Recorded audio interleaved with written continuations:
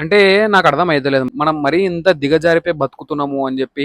ఇప్పటి వరకైతే సెకండ్ హ్యాండ్‌ల అన్ని వస్తువులుండే, అన్నీ ఉండే. అండ్ ఇప్పుడైతే థ్రిఫ్ట్ ఆర్టికల్స్ అని పాష్‌గా పేరు పెట్టేసి అమ్మేస్తుర్రనమాట. నాకు అర్థమైతలేదు.